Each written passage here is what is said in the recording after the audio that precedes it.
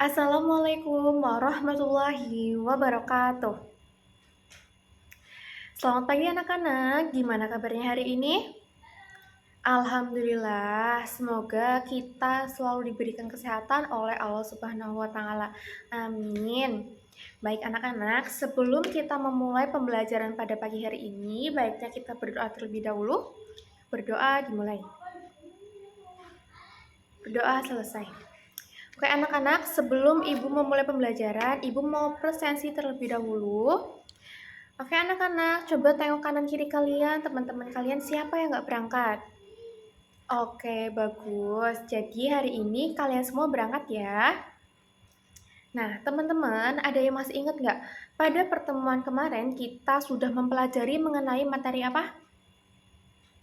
Betul sekali. Jadi pada pertemuan kemarin kita sudah mempelajari mengenai karakteristik dari hikayat. Nah, untuk pertemuan kali ini kita akan belajar mengenai mengubah hikayat ke dalam bentuk cerpen.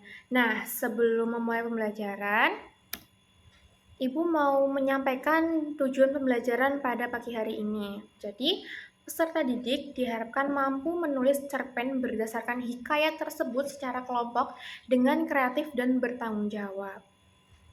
Oke, selanjutnya. Nah, Ibu mau tanya lagi nih. Pernah nggak sih kalian itu membaca suatu teks hikayat? Pasti pernah kan? Nah, selanjutnya, teman-teman merasa nggak kenapa bahasa hikayat itu terasa berbeda? Betul sekali. Jadi, bahasa hikayat terasa berbeda itu karena menggunakan bahasa Melayu klasik atau arkais. Nah, oke teman-teman. Nah, Ibu sekarang mau tanya, apa itu hikayat sih sebenarnya? Nah, jadi hikayat adalah karya sastra Melayu klasik berbentuk prosa yang mengisahkan kehidupan raja, pahlawan, atau tokoh agama. Sering mengandung unsur ajaib dan ditulis dalam bahasa Melayu lama atau bahasa Melayu klasik atau biasa disebut juga dengan arkais. Nah, ciri-cirinya nih, hikayat menggunakan bahasa Melayu klasik atau arkais, bersifat istana sentris, terdapat unsur ajaib dan mitos, dan juga bersifat anonim serta disebarkan secara lisan maupun tulisan. Nah, jadi teman-teman, di dalam hikayat itu biasanya menggunakan bahasa Melayu klasik atau arkais. Nah, bersifat istana sentris, biasanya latar-latarnya itu berada di kerajaan. Selanjutnya, itu biasanya terdapat unsur ajaib dan mitos. Nah, maksudnya unsur ajaib dan mitos itu biasanya tidak logis atau di luar nalar. Misalnya, buku bisa berbicara, lalu kucing bisa terbang, dan lain-lain. Lalu selanjutnya bersifat anonim. Nah, pengarangnya itu sudah diketahui, serta disebarluaskan secara lisan maupun tulisan. Selanjutnya, nah ini teman-teman perbandingan antara hikayat dan juga cerpen. Yang pertama itu ada aspek pengarang. Dari aspek pengarang, hikayat sendiri itu anonim atau tidak dikenal, sedangkan cerpen itu disebutkan secara jelas. Nah, misalkan contohnya, cerpen Anak Hebat, karya Antonio, seperti itu. Nah, selanjutnya yang kedua ada aspek bahasa. Yang pertama itu hikayat menggunakan bahasa Melayu klasik atau arkais. Sedangkan cerpen itu biasanya menggunakan Indonesia modern. Nah, ini salah satu aspek yang membuat teman-teman itu kadang masih kebingungan untuk memahami suatu teks hikayat karena itu biasanya menggunakan bahasa Melayu klasik atau arkais. Sedangkan kalau di cerpen itu kan bahasanya lebih mudah dipahami karena biasanya teman-teman juga menggunakan bahasa Indonesia untuk kegiatan sehari-hari. Selanjutnya ada aspek latar. Nah, di hikayat itu latarnya kerajaan masa lampau, jadi mengisahkan kerajaan di zaman dahulu. Sedangkan di cerpen itu beragam, variatif, dan masa kini. Nah, maksudnya jadi latar di cerpen itu bisa di mana saja, misalkan ada di rumah, di sekolah, di jalan, dan lain-lain. Jadi tidak terbatas. Selanjutnya ada aspek amanat.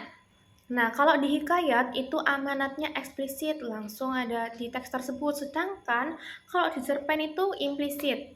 Nah, biasanya kalau yang amanatnya implisit itu teman-teman harus membaca dulu dengan sesama cerpen tersebut dari awal sampai akhir. Bagaimana sih isinya di dalamnya? Apa ya amanat yang bisa teman-teman ambil dari teks tersebut? Selanjutnya, ada aspek tokoh. Nah, di hikayat itu tokohnya biasanya orang-orang yang terkenal. Contohnya seperti raja, pahlawan, dan juga dewa. Sedangkan kalau di cerpen itu tidak terbatas dan bisa siapa saja. Nah, itu teman-teman, tokoh di cerpen itu bisa siapa saja. Ibu, ayah, Pak RT, Bu RT, Pak Guru, dan lain sebagainya. Selanjutnya ada aspek unsur ajaib. Nah, di aspek unsur ajaib ini di hikayat itu biasanya unsur-unsur yang di luar nalar dan tidak logis. Nah, seperti yang Ibu tadi contohkan, misalnya buku berbicara, kucing terbang, dan lain sebagainya. Sedangkan kalau di cerpen itu jarang bahkan tidak ada sama sekali. Selanjutnya ada aspek kepanjangan teksnya. Nah, kalau di hikayat itu panjang dan tidak terbatas. Sedangkan kalau di cerpen itu ada ketentuannya teman-teman. Singkat dan kurang dari 10.000 kata. Nah, aspek yang terakhir itu ada alur. Nah, alur di hikayat itu maju dan berbingkai. Sedangkan kalau di cerpen itu maju, mundur, dan campuran. Nah, contoh pasti teman-teman bertanya-tanya, kenapa sih? Apa maksudnya alur berbingkai, Bu? Nah, maksudnya alur berbingkai itu di dalam cerita utama itu mengisahkan cerita lain. Seperti itu, teman-teman. Nah, untuk selanjutnya, nah, ini sebelum teman-teman mau mengubah isi cerita hikayat ke dalam bentuk cerpen, itu ada beberapa hal-hal yang perlu teman-teman perhatikan. Yang pertama, teman-teman harus mengubah alur cerita dari alur berbingkai itu menjadi alur tunggal. Nah, jadi ketika nanti kalau di hikayat itu alurnya berbingkai, teman-teman harus mengubah dulu menjadi alur tunggal untuk diubah menjadi cerpen. Nah, yang kedua, itu menggunakan bahasa Indonesia saat ini. Nah, kan tadi kan di hikayat itu kan menggunakan bahasa Melayu klasik atau arkais. Nah, nanti teman-teman dari bahasa Melayu arkais itu teman-teman harus mengubahnya menggunakan bahasa Indonesia saat ini atau bahasa Indonesia modern. Yang ketiga, itu biasanya harus menggunakan gaya bahasa yang sesuai. Lalu yang terakhir, tetap memperhatikan nilai-nilai yang terkandung di dalam teks hikayat. Misalnya, kalau di hikayat itu kan pastinya ada nilai-nilai, misalnya nilai moral, nilai sosial, nilai keberanian, dan lain-lain. Nah, nilai-nilai tersebut harus tetap dipertahankan ketika teman-teman mengubah hikayat itu menjadi teks cerpen. Selanjutnya, ini dia lah yang poin paling penting. Nah, ini adalah langkah-langkah untuk mengubah hikayat ke dalam cerpen. Yang pertama, teman-teman harus menganalisis gagasan-gagasan pokok di dalam teks hikayat. Lalu yang kedua, nah, gagasan-gagasan pokok tersebut itu nantinya akan menjadi sebuah sinopsis utuh. Jadi, ketika teman-teman sudah menganalisis gagasan-gagasan pokok dalam teks hikayat, nantinya itu akan menjadi sinopsis utuh. Nah, yang ketiga, analisislah nilai-nilai yang terdapat dalam hikayat. Nah, jadi teman-teman ketika membaca hikayat, nanti teman-teman harus menganalisis ada apa saja sih poin-poin nilai-nilai yang ada di dalam hikayat. Nah, nanti itu akan diterapkan di dalam cerpen tersebut. Lalu yang keempat, tentukanlah tema dari sinopsis yang telah kamu buat. Nah, yang kelima, buatlah poin-poin alur dan tema tersebut sehingga menjadi kerangka cerpen. Nah, nanti dari poin-poin alur dan juga tema tersebut itu nantinya akan diubah menjadi cerpen. Lalu yang keenam, kembangkanlah poin alur tersebut menjadi sebuah cerpen yang memiliki tokoh dan setting berbeda dengan teks asal dengan tetap memperhatikan alur dan juga nilai. Jadi, ketika teman-teman mau mengembangkan poin dan alur dari teks-teks hikayat itu untuk menjadi sebuah cerpen, Nah, nanti teman-teman harus tetap memperhatikan alur dan juga nilai yang terkandung di dalamnya. Selanjutnya, nah ini Ibu mempunyai contoh teks ubahan dari hikayat menjadi cerpen. Yang pertama itu ada contoh teks dari hikayat Hang Tuah. Ibu mengambil penggalanya saja dari hikayat Hang Tuah yang coba Ibu bacakan. Pada suatu ketika, ada seorang pemuda bernama Hang Tuah, anak Hang Mahmud. Mereka bertempat tinggal di Sungai Duyung. Ketika Hang Mahmud mendengar kabar tentang Raja Bintan, ia berkata kepada istrinya Dang Merduati, "Ayo kita pergi ke Bintan, negeri yang besar itu. Apalagi kita ini orang yang miskin."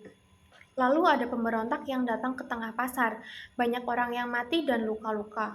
Maka Hang Tuah pun melompat dan mengayunkan kapaknya.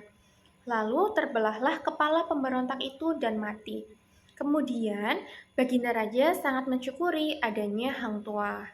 Nah, itu dari versi hikayatnya. Selanjutnya, ini adalah contoh penggalan cerpen dari ubahan hikayat Hang Tuah. Contohnya, Hang Tuah lahir dari ibu bernama Dang Merduati dan ayah bernama Hang Mahmud yang tinggal di Sungai Duyung. Karena kesulitan hidup, mereka pindah ke Pulau Bintan dengan harapan mendapat rezeki. Hingga pada pagi harinya, terjadi pemberontakan di tengah pasar. Semua orang berlarian menyelamatkan diri, namun Hang Tuah tetap meneruskan pekerjaannya. Saat itulah Hang Tuah melawan semua pemberontak dan semua pemberontak itu tewas di tangannya. Peristiwa tersebut diketahui hingga sampai kepada sang raja. Nah, baik teman-teman, dari contoh ubahan teks hikayat tadi ke dalam teks cerpen dari hikayat Hang Tuah, apakah teman-teman mengetahui hal-hal apa saja sih yang perlu diubah dalam teks hikayat untuk diubah menjadi teks cerpen?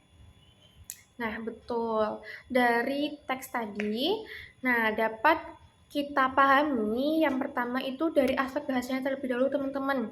Nah, hikayat yang pertama itu tadi dari Hang Tuah itu menggunakan kata arkais seperti pada suatu ketika, maka, dan juga baginda. Nah, di dalam cerpen tadi itu diganti menggunakan narasi Indonesia yang modern dan lebih mengalir. Lalu yang kedua itu ada penyebutan tokohnya. Nah, di hikayat itu kan tadi menyebut itu Raja Bintan. Nah, di dalam cerpen itu disebutnya Sang Raja. Nah, jadi akan terasa lebih dekat dengan gaya cerita modern. Selanjutnya dari gaya narasinya nih, dari hikayat itu cenderung panjang dan bertele-tele. Nah, di cerpen itu nantinya akan dibuat lebih ringkas, padat, dan langsung pada inti kejadiannya. Lalu, yang terakhir itu ada inti cerita dan juga nilainya. Nah, dari contoh yang tadi, yang pertama ada teks hikayat, lalu yang kedua teks ubahan teks cerpennya, itu keduanya tetap mempertahankan konflik yang sama dan nilai keberanian Hang Tuah.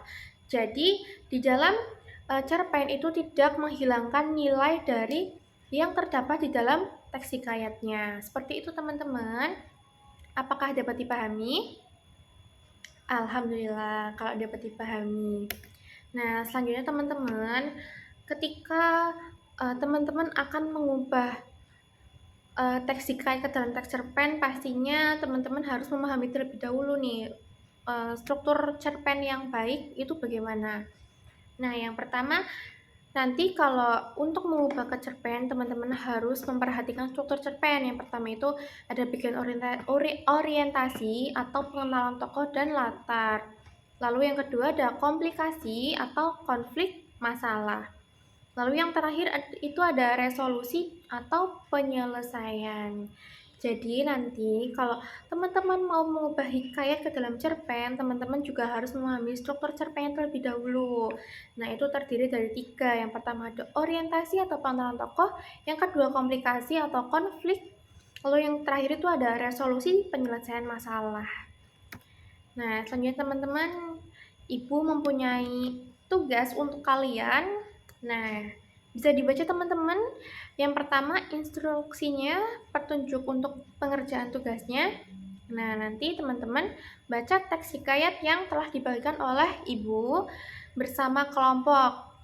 Nah, ubah hikayat tersebut menjadi sebuah cerpen dengan mengikuti langkah-langkah di bawah ini. Yang pertama, tentukan bagian atau episode dari hikayat yang akan kamu ubah menjadi cerpen. Nah, tuliskan alasan kalian memilih bagian tersebut. Alasannya kenapa? Lalu yang kedua, buatlah kerangka cerpen berdasarkan bagian hikayat yang dipilih. Nah, itu kerangka cerpennya yang tadi ada orientasi, komplikasi, dan juga resolusi. Yang keempat, ubahlah nama tokoh, bahasa, dan latar hikayat agar sesuai dengan cerpen modern yang kamu tulis. Yang keempat, tulislah cerpenmu secara lengkap di lembar yang disediakan dan gunakan bahasa Indonesia yang komunikatif, menarik, dan kreatif. Lalu yang terakhir, berilah judul yang menarik untuk cerpenmu dan jelaskan mengapa kamu memilih judul tersebut. Oke teman-teman, nah nanti tugas ini akan dipresentasikan, tetapi karena ini waktunya sudah mau habis, jadi nanti ini tugas akan dipresentasikan untuk pertemuan selanjutnya. Dan selanjutnya, karena waktu sudah mau habis, Ibu langsung saja ke bagian kesimpulan. Mengubah hikayat menjadi cerpen adalah proses kreatif menghidupkan kembali cerita klasik dengan bahasa yang lebih modern dan mudah dipahami. Boleh mengubah bahasa, gaya narasi, dan juga dialog. Namun, inti cerita, alur utama, dan nilai moral tetap harus dipertahankan. Seperti pada hikayat Hang Tuah, meskipun bahasanya berubah, nilai keberanian, kesetiaan, dan persahabatan tetap terjaga. Hikayat adalah warisan budaya leluhur dengan menulis cerpen. Kita ikut menjaganya untuk tetap hidup bagi generasi sekarang. Nah, baik teman-teman, sekian pembelajaran Ibu pada pagi hari ini. Mari kita tutup dengan membaca doa bersama. Berdoa dimulai. Berdoa selesai. Oke teman-teman, Ibu tutup untuk pertemuan pada pagi hari ini. Kurang lebihnya Ibu mohon maaf. Terima kasih. Wassalamualaikum warahmatullahi wabarakatuh.